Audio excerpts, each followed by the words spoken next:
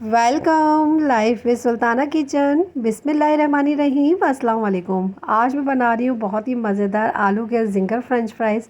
बहुत ही यूनिक और बहुत ही मज़ेदार रेसिपी आज आप लोगों के लिए लेकर आई हूँ। तो चलिए स्टार्ट करते हैं।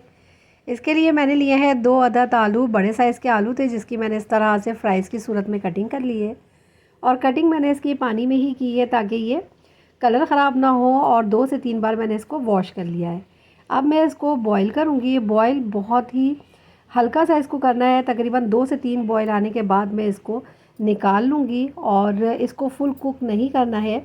बॉईल करने का मकसद ये है कि ये अंदर तक से थोड़े नरम हो जाएंगे और जब हम इसको फ्राई करेंगे और इसके ऊपर जिंगर की जो क्रम्स होते हैं उसकी जब हार्ड लेयर आएगी इसके ऊपर तो ये अंदर तक से सॉफ्ट होंगे और अच्छी तरीके से कुक होंगे। इस तरह से करने से ये प्रोसेस बहुत ही इजी लाइफ हो जाएगी और इसको आप ज़रूर कीजिएगा।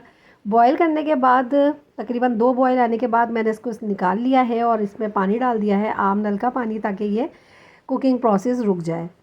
और इसी के साथ ही 2 कप मैंने मैदा लिया है जिसमें डाला है बेकिंग पाउडर 1/4 टीस्पून, लाल कुटी हुई मिर्चें डाली हैं 1/2 टीस्पून, देगी लाल मिर्चें डाली हैं 1/2 टीस्पून। इसी के साथ ही डाला है नमक 1 टीस्पून। आप अपने टेस्ट के मुताबिक डालिएगा। इसमें डाल रही हूँ मैं फूड कलर और ये ज़र्द कलर है और ऑप्शनल है। और इसी के साथ ही इसमें मैं डाल रही हूँ लहसुन पाउडर, 2 से 3 लहसुन का आप पेस्ट भी इसमें यूज़ कर सकते हैं।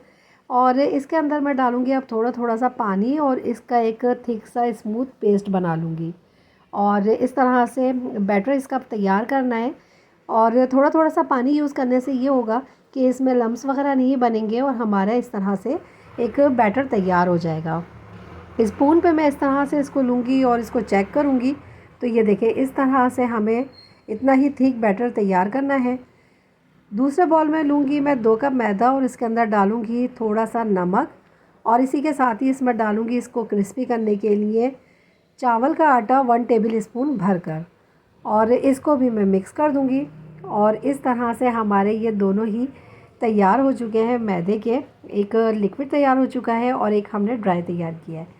अब फ्रेंच फ्राइज़ मैं लूँगी और एक एक लेने के बाद इस तरह से इसमें डिप करूँगी और लिक्विड में डिप करते हुए फिर इसको ड्राई मैदे में डालूँगी और इसमें बनाऊँगी मैं क्रम्स।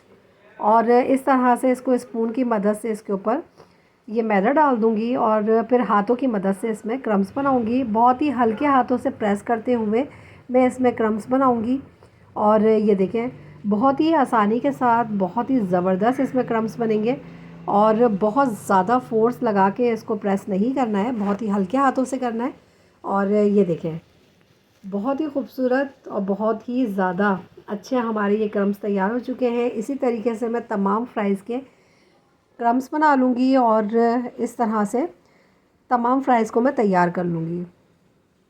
और बहुत ही अच्छी और बहुत ही आसान रेसिपी आप लोगों के लिए लेकर आई हूँ। रमज़ान में इसको ज़रूर ट्राई कीजिएगा और यकीनन आप लोगों को ये बहुत पसंद आने वाली है। ऑयल मैंने गरम कर लिया था, बहुत ज़्यादा तेज़ ऑयल गरम नहीं करना है। और इस तरह से जितने ऑयल जितना आपके पैन में स्पेस हो इतने आप ये डाल दीजिएगा फ्राइज़। और इसको तकरीबन आधे मिनट के बाद जब इस पे कलर आना स्टार्ट हो गया तब मैं इसको पलटूँगी और पलटने के बाद दोनों तरफ से इसको फ्राई करते हुए क्रिस्पी करूँगी। और क्रिस्पी करने के बाद तमाम फ्राइज़ को मैं इसी तरीके से तैयार कर लूँगी और आपको दिखाऊँगी इसकी फ़ाइनल लुक कि किस कदर मज़ेदार और किस कदर क्रिस्पी हमारे ये फ़्राइज़ बनके तैयार हुए। चिकन के फ्राइज़ को आप लोग भूल जाएंगे, एक बार इसको ज़रूर ट्राई कीजिएगा।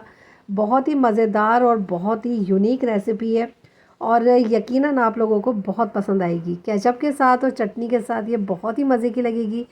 तो आप इसको इस रमज़ान में ज़रूर ट्राई कीजिएगा। अपना फ़ीडबैक मुझे ज़रूर दीजिएगा। दुआओं में आमिर को, मुझे और मेरे मुल्क पाकिस्तान को याद रखिएगा।